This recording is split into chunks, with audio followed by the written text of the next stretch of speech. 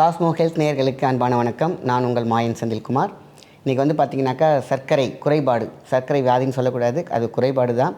எல்லாருக்கும் first சைக்காலஜிக்கலாக lock ஆகிடுறாங்க. எங்கேயாவது first போகும்போது ஒரு டாக்டருக்கோ எங்கே போகும்பொழுது உங்களுக்கு சர்க்கரை வந்து ஸ்டார்ட் ஆகிடுச்சின்னு சொன்ன உடனே மனதளவில் வந்து பார்த்திங்கன்னா லாக் ஆகிடுறாங்க. அதுவே மிகப்பெரிய ஒரு வியாதி.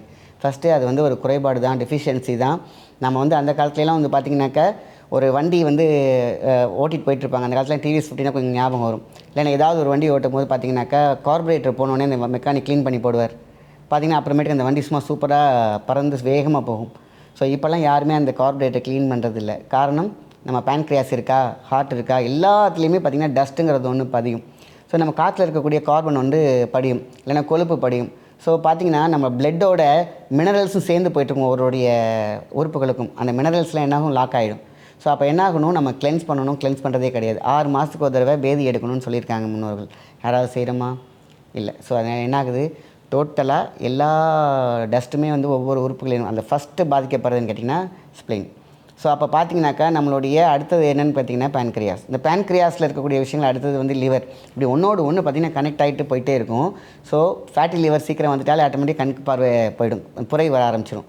இதுக்கு எல்லாம் காரணம் என்ன, சர்க்கரை குறைபாடு. ஸோ அப்போ சர்க்கரையோடைய பிரச்சனைகள் என்ன அப்படின்னு கேட்டிங்கனாக்கா, ஃபஸ்ட்டு பேன்க்ரியாஸோடைய சொல்யூஷன் இன்சுலின் சுரக்கிறது கிடையாது.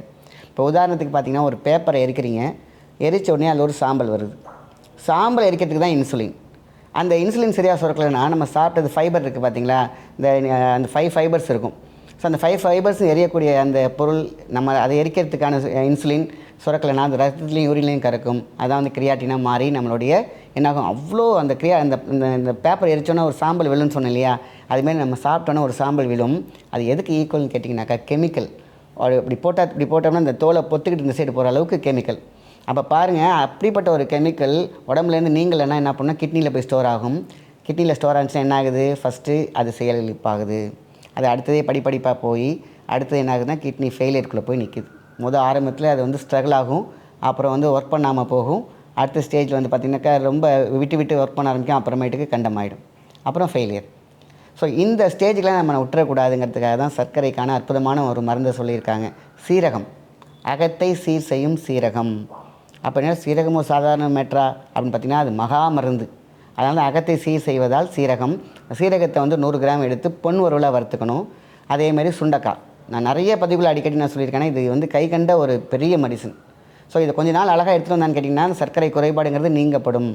ஸோ அப்போ என்ன பண்ணுறோம், 100 கிராம் நான் வந்து ஒரு அளவுக்கு சொல்கிறேன். 100 கிராம் வந்து சீரகத்தை பொன் உருவில் வறுத்துக்கிட்டு, சுண்டக்காய் அதேமாரி அது வறுக்க தேவையில்லை, காஞ்ச சுண்டக்காய் உப்பு இல்லாதது, அதை என்ன பண்ணுறோம், அதையும் 100 கிராம் எடுத்து 2 ஈக்குவல் பொடி பண்ணிவிட்டு, இது 100 கிராம் பொடி, சீரகம் 100 கிராம், சுண்டக்காய் பொடி அதாவது உப்பு இல்லாத பொடி வந்து காஞ்சது இருக்கு இல்லையா, அது ஒரு 100 கிராம், ரெண்டையும் மிக்ஸ் பண்ணிக்கோங்க.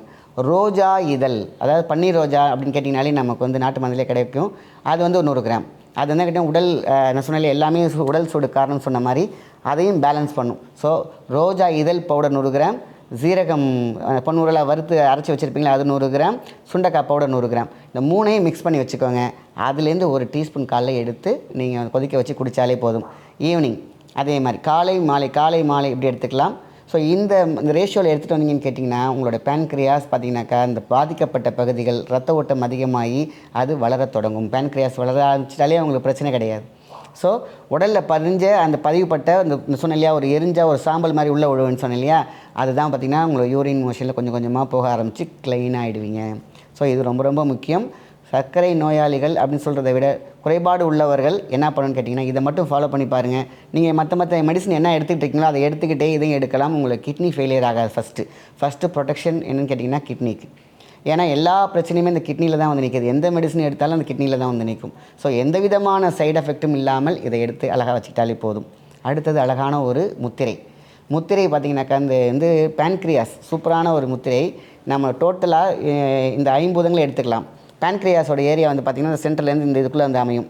ஸோ நான் எந்த இடம் அக்யூரேட்டாக உங்களுக்கு புரியலண்ணா, ஒன்றுமே தெரில, இப்படி ஒரு டச், அதுக்கப்புறம் இங்கே ஒரு டச், 1 2 3 4 இப்படி லைட்டில் தட்டிக்கோங்க. நல்லா தட்டினாலே எல்லாமே இன்றைக்கி சுஜியோக்கில் இந்த இடத்துல பேன்க்ரியாஸ் இந்த இடத்துக்கிட்ட இருக்கும். இதை ப்ரெஸ் பண்ணுறதுக்கு பதிலாக தான் நான் இப்படி தட்ட சொல்கிறேன். ஒரு அதிர்வு, நல்ல ஒரு அதிர்வு, இப்படி ஒரு அதிர்வு, அவ்வளோதான். சிம்பிள் பண்ணி முடிச்சுட்டு கையை நல்லா அழுத்தி இப்படி பிடிச்சிக்கோங்க, அவ்வளோதான் சிம்பிள். ஸோ இது உள்ளார நீங்கள் வந்து யார் வேக்குவம் என்னாகும் இப்படி அழுத்தி பிடிச்சிட்டிங்கனாக்கா இங்கே ரொட்டேட் பண்ண ஆரம்பிக்கும். ஏன்னா நார்மலாகவே ஹேண்ட் சக்கரை என்னாகும் இப்படி ஒரு புள்ளியில் ஆரம்பித்து சுற்றிக்கிட்டே இருக்கும். ஒரு புள்ளியில் ஆரம்பித்து சுற்றிக்கிட்டே இருக்கும். அதை அழகாக அப்படி கிளம்ஸ் பண்ணி பிடிச்சிட்டிங்கன்னா 2 எதிர் விசை என்ன புவியீர்ப்பு என்ன பண்ணும், ஒரு மேக்னோட்டோ ஃபீல்டு உள்ளே இருக்கும், எலக்ட்ரோ மேக்னெட்டிக் ஃபுல்லாக இருக்கும். அப்போ என்னாகும், அந்த இடத்துல ஒரு வெப்பம் உருவாகி என்னாகும்னு கேட்டிங்கன்னா இந்த பேன்க்ரியாஸை ஸ்டிமுலேட் பண்ணும். அது பக்கத்துலேயே ஹார்ட் இருக்கும், அது ஸ்டிமுலேட் பண்ணும். அது பக்கத்துலேயே லங்ஸ் இருக்கும், ஸ்டிமுலேட் பண்ணும். அதுக்கு கீழே வயிறு இருக்கும், அது ஸ்டிமுலேட் பண்ணும். ஸ்ப்ளீன் இருக்கும். ஸோ ஸ்மால் இன்டெஸ்டைன் எல்லாமே இருக்கும். அப்போ அழகாக கிளம்ஸியாக சேர்த்து இருக்கும்போது எல்லாமே சேர்ந்து கம்ப்ரெஸ் பண்ணிகிட்டு இருக்கும்போது அங்கே எனர்ஜி வந்து ஹீட் எனர்ஜி, ஒரு ஹீலிங் எனர்ஜி அழகாக கொடுக்கும் பொழுது இது காலையில் எழுந்திரிச்சு எம்டி ஸ்டமக்கில் அழகாக அப்படி பண்ணாலே போதுமான விஷயம். ஸோ அடுத்தது பார்த்திங்கனாக்கா இந்த சுண்டு வரல், இந்த சுண்டு வரலாம் நேராக பார்த்திங்கன்னா இந்த ஒரு கோடு வந்து முடியும். அந்த இடத்துல பார்த்திங்கன்னா ஒரு எலும்பு இருக்கும். தொட்டு பார்த்திங்கன்னா ஒரு எலும்பு, சின்ன எலும்பு முட்டிகிட்டு இருக்கும். அந்த எலும்பில் தான் இப்போ தட்ட போகிறோம். ஒரு 25 தட்டு, 1 2 3 4 5 6ன்னு ஒரு அப்படி தட்டிங்கன்னா அந்த இடம் வலிக்கும். நீங்கள் தட்ட வலிக்கும். ரொம்ப வேகமாக தட்ட தேவையில்லை, சும்மா ஒரு ஜர்க் 1 2 3 4 5 அது 25. படுக்க போகும்போது ஒரு 25 தட்டினீங்கனாக்கா பேன்க்ரியாஸ் திருப்பியும் ரீக்ரோத் ஆக ஆரம்பிக்கும். ஸோ உங்களுக்கு படிப்படியாக நீங்கள் எடுக்கக்கூடிய மெடிசன் இதெல்லாம் சேர்த்து பண்ணாலே போதுமான விஷயந்தான். ஒரு அற்புதமான ஒரு பேராற்றல் உடம்புல உருவாகும். பேராற்றல் உருவாயிடுச்சுன்னா எங்கெங்கே என்னென்ன தேவையோ அதுக்கு சூப்பராக செட் ஆகிடும். ஸோ இந்த முத்திரை வந்து ரொம்ப ரொம்ப ரொம்ப முக்கியமான ஒரு முத்திரை.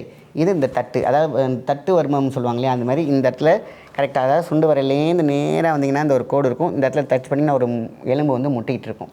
ஸோ அந்த எலும்பு தான் நீங்கள் தட்டுறீங்க. ஆக்சுவலி தட்டு வர்மத்தில் இப்படி ஃபுல்லாகவே தட்டுவாங்க, அது ஸ்பைன் அலைன்மெண்ட். சுகருக்கு அப்படின்னு சொல்லும் பொழுது சர்க்கரை குறைபாடு குறைக்கிறதுங்க போது இந்த ஒன்று தட்டினாலே போதுமான விஷயந்தான். ஸோ நம்ம இதை ஒரு 5 மினிட்ஸ் அழுத்தி பிடிச்சிக்கோங்க, கிளாக் பார்த்துக்கோங்க. ஸோ நல்லா அப்படி அழுத்தி பிடிச்சினாலே உங்களுக்கே தெரியும் இந்த உள்ளே இருக்கக்கூடிய கையில் ஒரு சின்ன குப்பிங் அப்படி ஆகும். அதான் வந்து ஒர்க் பண்ணுது. இல்லைனா ஒரு லெமன் இருக்குது பார்த்திங்கன்னா, அது சிட்ரிக் ஆசிடில் இருக்கிறதுனால ஒரு லெமன் உள்ளே வச்சுக்கலாம், ஒரு மஞ்சள் கிழங்கு உள்ளே வச்சுக்கலாம். ஒரு ப்ரெஷருக்கு அங்கே ஒரு ப்ரெஷர் இருந்துகிட்டே இருக்கும் மேல். ஸோ அதனால் ஒரு ப்ரெஷர் வச்சுக்கலாம், எம்டியாக கூட வச்சுக்கலாம். இது பண்ணாலே போதுமான விஷயந்தான். உங்களுக்கு சர்க்கரை குறைபாடு அழகாக பேலன்ஸ் ஆகும். நம்ம நார்மலாகவே எந்த பிரச்சனையும் இல்லாமல் சர்க்கரை குறைபாடால் வரக்கூடிய உடல் மெலிவு, கண் எரிச்சல், கண் பார்வை கோளாறு இது எல்லாமே இந்த முத்திரையில் சரியாகும்.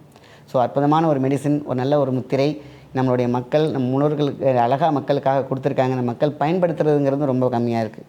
ஸோ பாதிக்கப்பட்ட உறுப்பு எவ்வளோ இதில் இருக்குதுன்னு பார்க்கணும். ஸோ இது நம்ம பண்ணிகிட்டே இருக்கும்போது ரொம்ப ஷார்ட்டாக இப்போ தான் ஸ்டார்டிங் ஸ்டேஜ்னால் சீக்கிரமாக 1 மந்த்லேயே பார்த்திங்கன்னா திருப்பி ரீபொசிஷனுக்கு மாறிடும். ஸோ ரிவர்ஸ் ஆகிடும். ஸோ இன்னும் நான் 5 வருஷமாக இருக்கேன், ஒரு 10 வருஷமானா ஒரு 2-3 மாதம் எடுக்கும். ஆனால் நமக்கு நல்ல ரிலீஃப் கொடுத்துரும். ஃபுல் க்யூர் அப்படிங்கிறது வந்து பார்த்திங்கன்னா நம்ம கொஞ்சம் கொஞ்சமாக நம்மளுடைய செய்யக்கூடிய முயற்சியில் தான் இருக்குது. ஸோ இறைவன் படைப்பில் எந்த ஒரு மூலிகைகளும் சிறப்பானது தான். அதேமாரி எந்த ஒரு உயிராற்றலையும் அவ்வளோ ஈஸியாக கடவுள் விட்டுற மாட்டாங்க. ஸோ ஏதோ ஒரு ரூபத்தில் நமக்கு யார் மூலியமாவது ஒரு நல்ல மெடிசன் வந்துட்டு தான் இருக்கும். அதேமாரி நம்மளோட முன்னோர்கள் சொன்ன ஒவ்வொரு மருத்துவமும் கை கண்டு ஆராய்ந்து மெய்கண்டு உயிர்கொண்டு எல்லாத்தையுமே வரிசைப்படுத்தி எழுதி வச்சுட்டு போன ஓலைச்சுவடி இருக்குது பார்த்திங்களா, அது மகா பொக்கிஷம். அந்த ஒரு பொக்கிஷத்துலாம் எடுத்து நான் ஒன்றா கொடுத்துட்ருக்கேன். ஸோ வருங்காலங்களில் எல்லா நல்ல விஷயங்களும் நல்ல மெசேஜஸ் உங்களுக்கு வந்து சேரும். நல்ல விஷயத்தை மற்றவங்களுக்கு ஷேர் பண்ணுங்கள். நன்றி, வணக்கம்.